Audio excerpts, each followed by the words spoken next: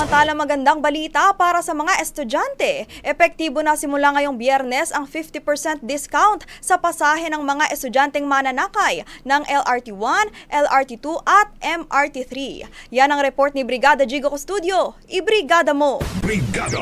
Live report! Kung mode of transportation ang pag-uusapan, ang MRT at LRT ang isa sa palagi sinasakyan ng mga estudyante sa pagpasok sa kanilang eskwelahan. Sa LRT2 pa lamang, nasa 60,000 hanggang 70,000 na mga estudyante na ang sumasakay dito araw-araw.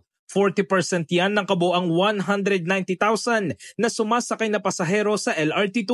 At kapag estudyante, matik may discount.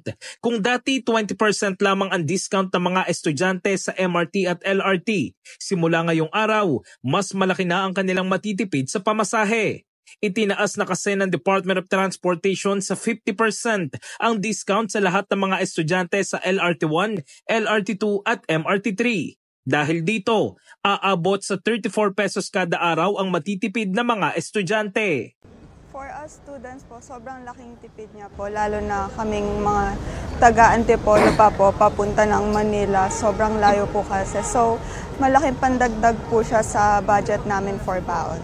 Ang 50% student discount ay applicable rin sa mga estudyanteng naka-enroll sa postgraduate studies at magagamit sa train lines araw-araw kahit Sabado, Linggo o holiday.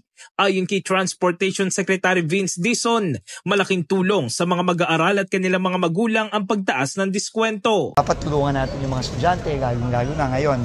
Kaka-open pa lang this week ng classes. And kahit pa paano, alam naman natin, hirap na hirap tayo sa buhay natin ngayon. So, konting tulong sa mga estudyante, malaking bagay na to. Kasi tulong din to sa mga magulang nila, sa mga pamilya nila. Ang 50% discount ay tatagal hanggang 2028. Kailangan lamang ipakita ng mga estudyante sa ticket counter ang ID para ma-avail ang discount.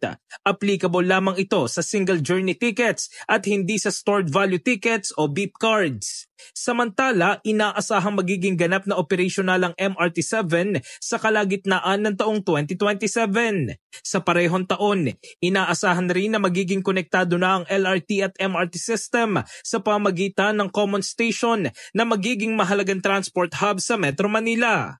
Tuloy-tuloy naman ang isinasagawang maintenance sa mga train system upang maiwasan ang pagkakaroon ng aberyang katulad ng naganap na electrical fault sa LRT1.